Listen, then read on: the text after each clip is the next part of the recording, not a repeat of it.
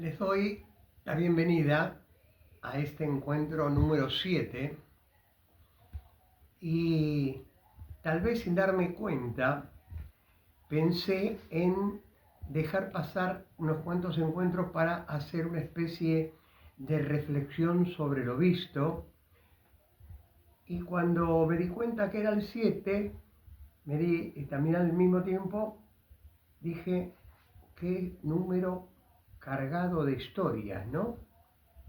Los 7 colores del arco iris, los 7 pecados capitales, etcétera, etcétera. ¿Por qué 7? Bueno, vaya uno a saber. Pero me, me apareció la pregunta cuando dije: tengo que saludarnos en este número 7 de los encuentros que venimos llevando. Entonces, ¿por qué me quedo en el 7? Es decir, no sé por qué. Me di cuenta después de haber elegido el 7, porque hablar de la educación tiene una cantidad de supuestos, de historias que se entrecruzan, de valoraciones, de definiciones, pero que la educación empieza a ser un sistema a partir de la revolución industrial. Estamos hablando mitad del 17 y parte del 18 en la Inglaterra de esa época, por cuestiones históricas, como por ejemplo el reino británico tenía el dominio de los mares y saqueaban, colonizaban, y todo esto que hacía que fue a modificar el sentido de la producción a tal punto que la economía la toma como un punto fundante la revolución industrial, ocultando todo lo terrible que trajo la revolución industrial, primero en Gran Bretaña y después en el resto del mundo.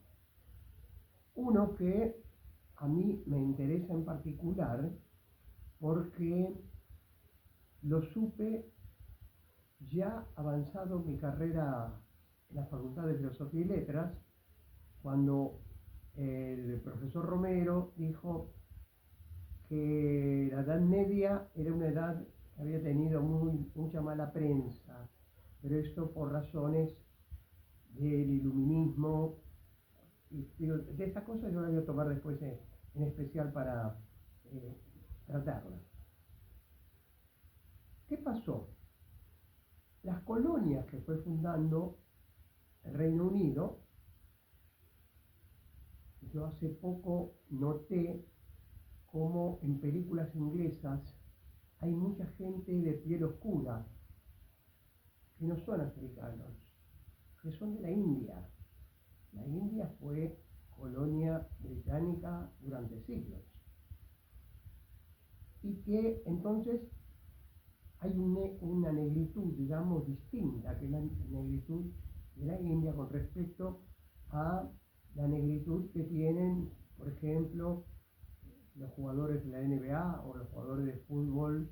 Ahí se ve mucho más mezclado, porque el básquet exige una altura mínima y esto se da en ciertos lugares de África. Bien, entonces,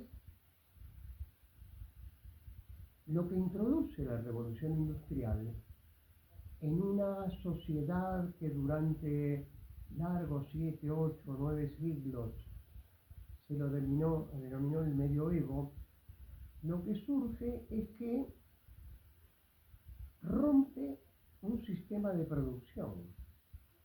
Y esto es lo que yo aprendí con el profesor Romero, porque hasta entonces nunca pensé que el medioevo tenía un sistema de producción. Es tan lapidaria la imagen que nos da la historia, como señores feudales que se mataban entre ellos, esclavos de la tierra, y todo esto está cargado de ideología del iluminismo que tenía que levantarse como un faro que iba a iluminar esos siglos oscuros anteriores. Y oscuros tuvieron poco.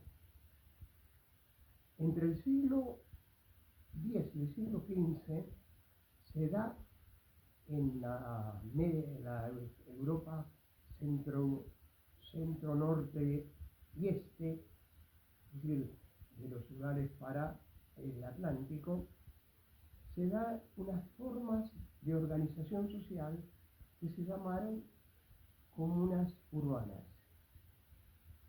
Comunas porque lo hacían gente que se iba asentando en ese lugar, a veces porque estaban cerca de un río y el río era una vía de comunicación, porque estaba en el cruce de carreteras que iban del Atlántico hacia dentro de Europa. Y esas comunas, en la historia, los historiadores, los que fueron los medievalistas, grandes historiadores, entre ellos el profesor Romero, que fue el que introdujo en la Facultad de Filosofía y Letras, en la década de los 60, la historia social. Es decir, una historia que no era solamente cronológica o institucional, sino que incorporaba las formas de vida, las costumbres, y en esa riqueza de cosas que se mezclaban, digamos, de lo que hoy es Francia hacia el norte y hacia el este, empiezan a aparecer esas comunas urbanas que del otro lado, que imperaba un espíritu más germano, a esas ciudades se las llamó burgos. Por eso San Petersburgo, es decir, la ciudad de San Pedro, Johannesburgo, la ciudad de Juan. Y burgo es una palabra que vamos a retenerla porque después nos va a aparecer con la burguesía y lo burgués. Entonces, esas ciudades que producían a partir de lo que el entorno le daba. Por ejemplo, hace cuestión de unos 40, 50 años, no recuerdo bien, cuando Fidel Castro dijo que el habano era solo el que se producía en La Habana y que el habano pasaba a ser marca registrada, el champán dejó de ser champán y pasó a ser vino efervescente. El cristal de Murano, ¿no? El mármol de Carrara, todas estas cosas respondían a ciudades, pequeñas ciudades, en las que se producía a partir de eso. Entonces, en esas pequeñas ciudades urbanas se forman esas comunidades que van a tener características que yo las voy a tratar un poco más adelante porque es muy interesante ver qué es lo que la revolución industrial y sus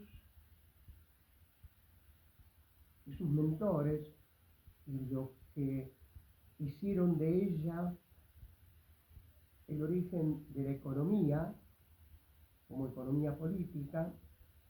En esas ciudades se dan formas de organización social que hoy diríamos comunistas.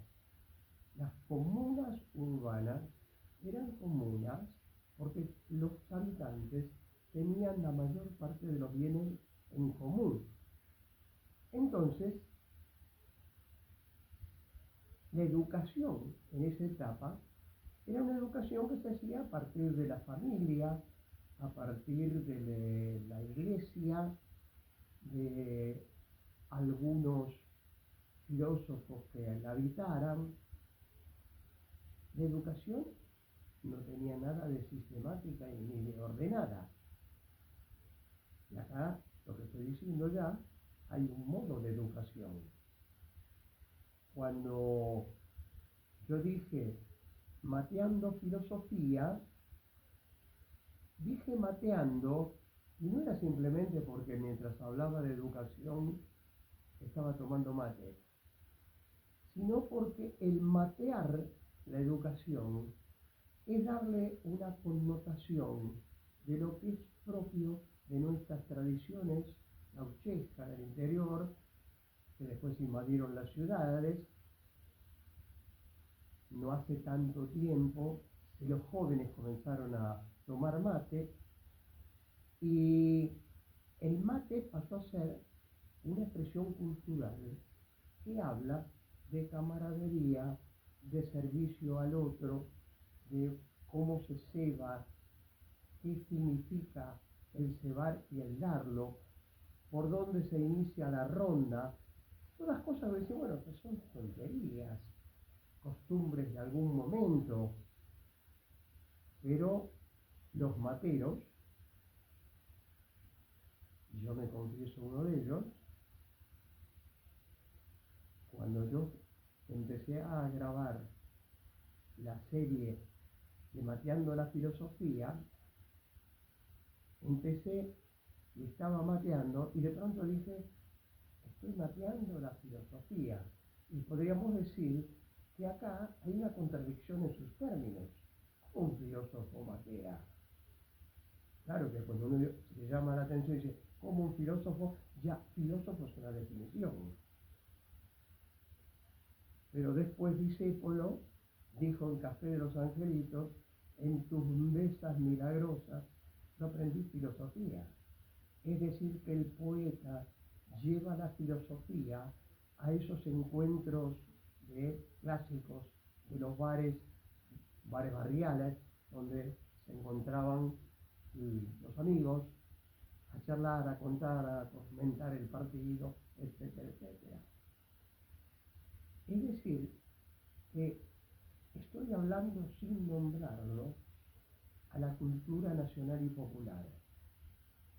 Entonces, lo que yo quiero subrayar, que cuando nosotros hablamos de educación, en la mayor parte de los casos, inmediatamente nos remitimos al guardapolvo del primario, a la forma de estudiar del secundario, de las materias, de cómo estaba el colegio, si estaba cerca o lejos de la casa. Es una educación institucional. Y allí la institución educativa tiene objetivos claros que heredan de la revolución industrial. ¿Por qué digo esto? Porque en el siglo XVII la enorme mayoría de la población de Europa era campesina. Las ciudades estaban habitadas de acuerdo a su tamaño, pero hoy diríamos pueblitos.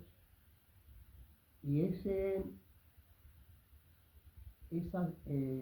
masa de trabajadores de campo fueron los que se vieron atrapados, atraídos, buscados por las fábricas que necesitaban gente que estuviera al lado de la máquina.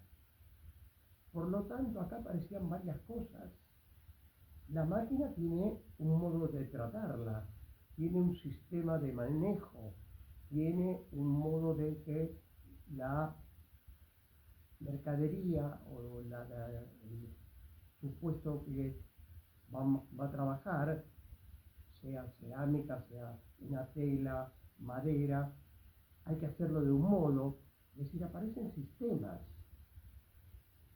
Ustedes imagínense al hombre del medieval muy parecido a lo que nos cuenta Hernández en el Martín Fierro. En el sistema no aparecía nada. Las cosas se hacían porque ellos las hacían así. Y había una marca personal en cómo se hacían las cosas. Pero la industria necesita sistematización, mecanización, y para esto el empleado obrero que ingresaba tenía que saber leer y escribir. Este es el origen de escuela. No escuela en el sentido de los griegos, o de colegio, en el sentido más moderno, en que hay que hacer las cosas, sí, pero de una sola manera, tal como la empresa dice.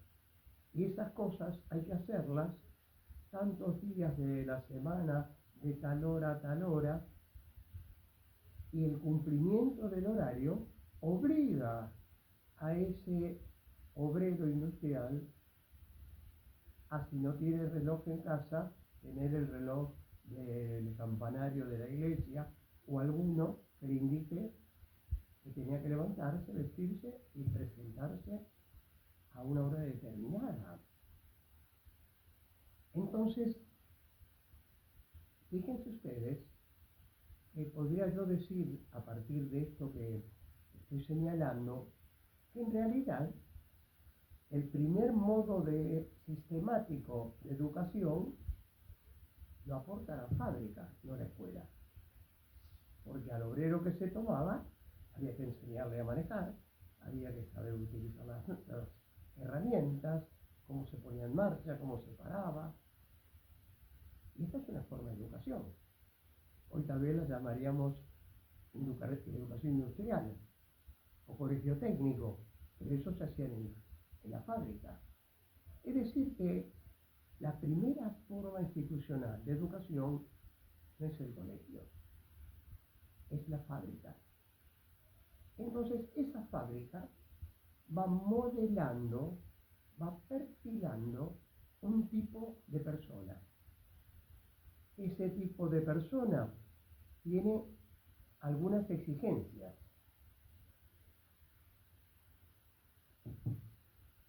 Trabajan en un horario determinado, trabajan de un modo determinado, responden a un jefe de sección o capataz que está vigilando si produce o no produce, es decir, disciplina.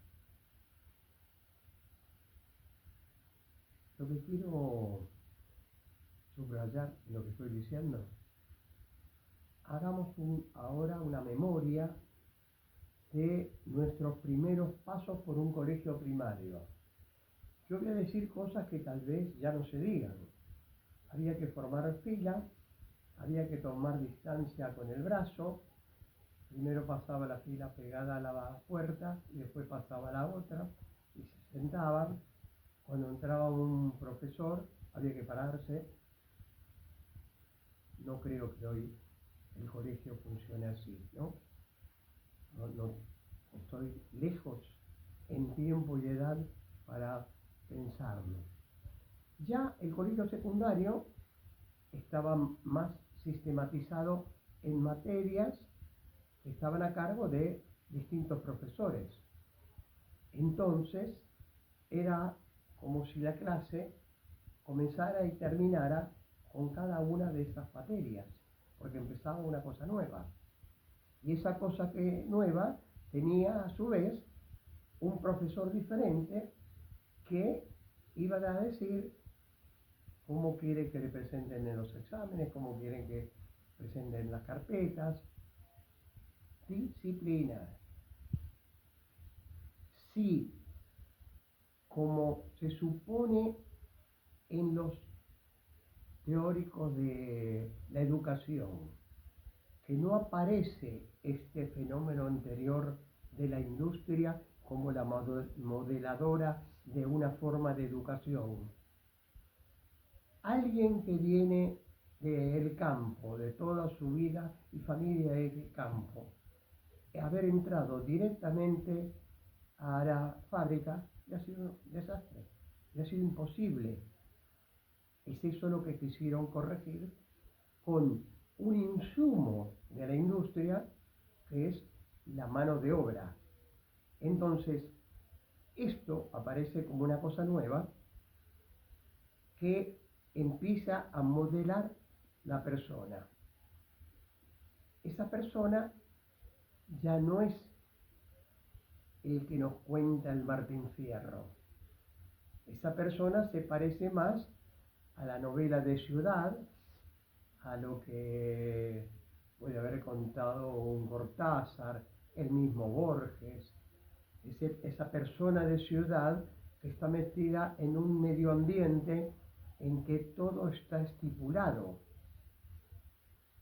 Si hay que ir a trabajar, hay que tomar un medio de transporte, o en el mejor de los casos, si está muy cerca, bicicleta o coche, pero todo está estipulado.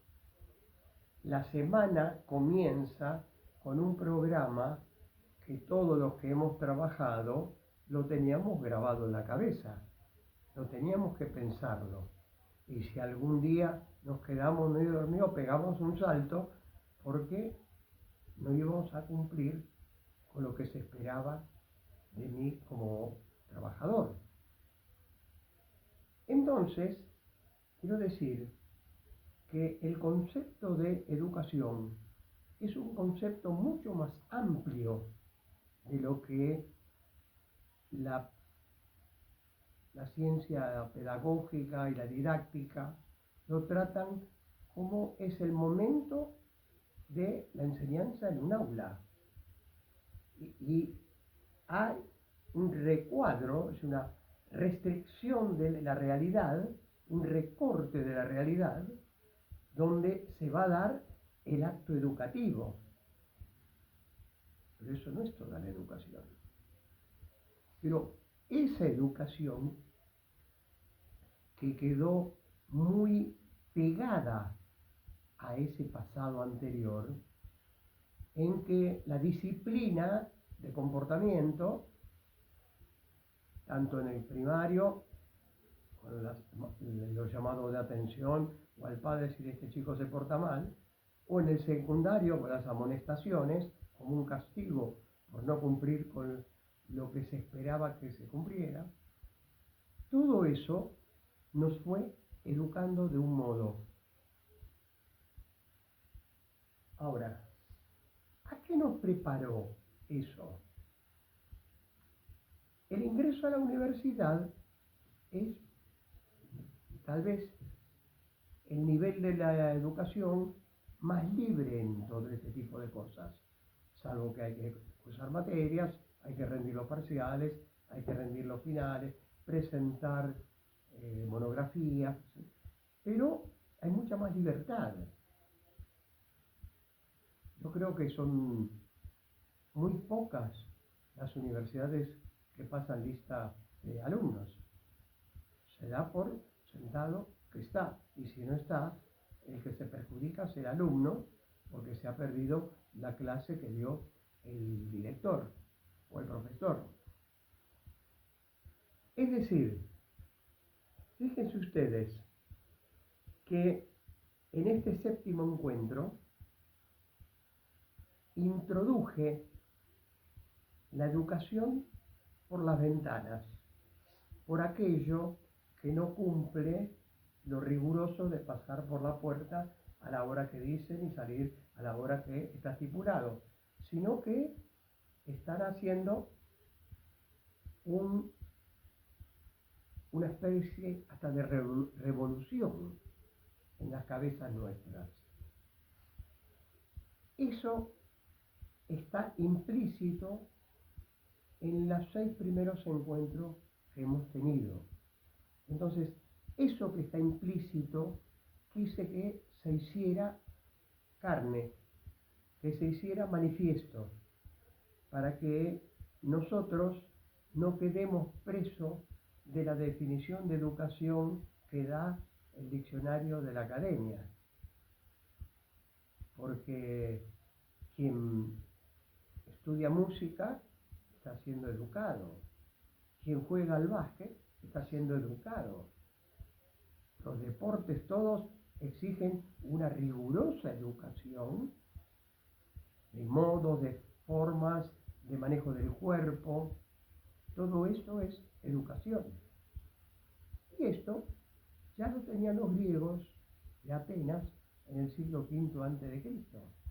Es decir, educar era ingresar a un sistema en el que estaba incorporado algo que tal vez horrorice a más de un joven, lo que podríamos llamar el servicio militar, porque estaban adiestrados para la guerra, porque cada ciudad de la Grecia de esa época tenía un ejército para defenderse de las tribus nómades que andaban por la Europa central y que entraban y degollaban, ¿no? Tal vez el ejemplo más emblemático de eso haya sido Gengis Khan en el siglo XII. Entonces, quiero insistir sobre esto. Cuando yo los he invitado a comenzar estos encuentros, no empecé por esto, porque quise que primero tropezáramos con problemas que algunos salieron, otros no, en que las palabras que usábamos no las usábamos en el mismo sentido. Entonces, esto de decir el lenguaje, y sobre todo el castellano, lengua riquísima, que se pueden decir las cosas de muchos modos distintos, por eso sea tal vez la lengua que más cantidad de poetas tiene y novelistas. Eso es algo que nosotros tenemos que, una caja de herramientas que tenemos que abrirla para sacar esas palabras que son herramientas y para decir, educación puede decir esto, pero también contiene esto, esto y esto. Entonces, si hablamos de modificar, de cambiar, de revolucionar la educación, tenemos que hacerla con armas que no estén melladas, con palabras que tengan tantos golpes por siglos de uso que en sus machucones ya empieza a no decir nada. Y yo creo que esto vale para la palabra educación. Se usó de tantos modos distintos, como por ejemplo, hoy ya no, pero cuando yo era chico sí, ser educado era entrar a una casa, tocar timbre, saludar, pedir permiso. Hoy hay amigos que entran a la casa de sus amigos, entran, pasan, los padres miran, ¿quién es? Ah, es amigo mío. Hace 50, 60 años tal vez, yo, qué mal educado. Comer en la mesa. Hay una película que, si no me acuerdo, lo normal es Sensación y Sentimientos, en que ponen una mesa en que están los cubiertos puestos y viene y mide con distancia de cada cubierto. Esto era la Inglaterra del siglo XIX-XX o el Estados Unidos de fines del siglo XVIII y XIX. Bien, entonces, lo que yo quiero decir, que para poder hacer esto, tenemos que incorporar a nuestras herramientas el pensamiento crítico. Pensamiento que creo yo no equivocarme, no está en los programas de estudios del primario, secundario y rara vez en el universitario. Y acá vengo con una anécdota mía. Siendo yo grandecito digo, tal vez más de 70, caminando por la calle Corrientes de Buenos Aires de aquella época en que entre Callao y Peregrini la calle Corrientes estaba llena de librerías de usados o nuevos viejos, y que en esas mesas se mezclaba con total falta de respeto autores, temas,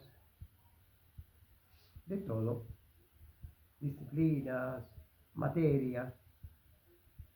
Estando yo en una de esas librerías, veo la tapa de un libro que se llama El humanismo semita. Su autor, Enrique Dussel. En mi cabeza, humanismo y semita no encajaban. Dussel nunca lo había oído nombrar. Piense que que yo estaba ya avanzado en la carrera de filosofía. ¿Por qué lo compré? No lo sé. Lo más probable ha sido curiosidad. Que tomé ese libro, lo llevé a mi casa y empecé a leerlo y me encuentro con un filósofo de reconocimiento mundial en las más importantes universidades del mundo, incluido el Oriente y el Oriente Medio. Un hombre que ha dado clase en las más importantes universidades del mundo occidental, en la Facultad de Filosofía y Letras.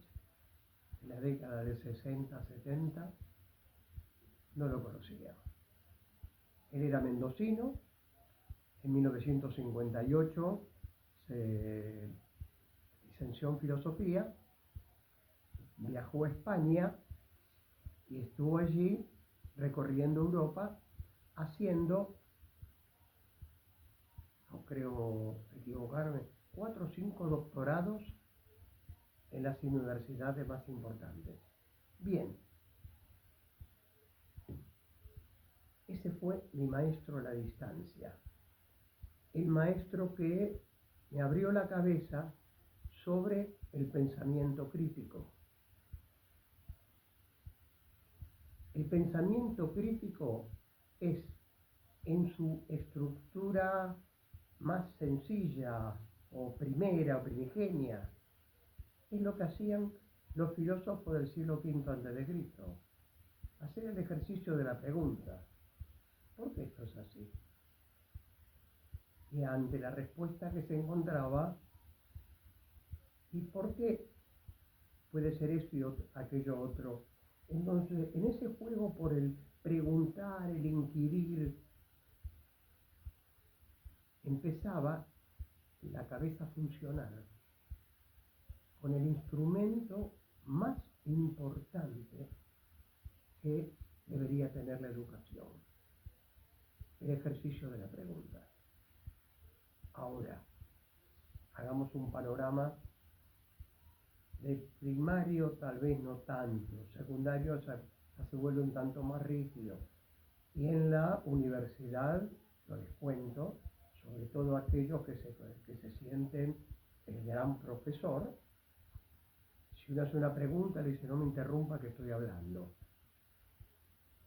Los que de ustedes han cursado o conocen, pregunten a cuántos profesores de la universidad se le puede hacer una pregunta cuando uno no entiende, cuando ellos se están exponiendo. Es decir, muchos de esos profesores que dicen enseñar filosofía tienen totalmente oxidada la herramienta fundamental en que Platón, Aristóteles en su época, sobre todo Sócrates, que le enseñaba en las plazas a los jóvenes a pensar con preguntas. ¿No dirías tú que, y si dices esto, podríamos decir que de ello se depende tal cosa? Eso hacía Sócrates en los jóvenes de Atenas. ¿Con todos? Seguro que no. Pero podríamos decir, el pensamiento crítico comienza en el siglo IV a.C., en la Atenas de aquellos tiempos. Vamos a hacer una pausa. Bueno, en pocas palabras, lo que yo quiero abrir una puerta hacia el pensamiento crítico, que suena a pomposo y académico, pero no es tal. Cuando nos acostumbremos a preguntar, vamos a entender por qué Discépolo decía: en tus mesas milagrosas yo aprendí filosofía. De las preguntas y de los debates que se dan a veces tontos e inacabables en una mesa de café. Hasta la próxima.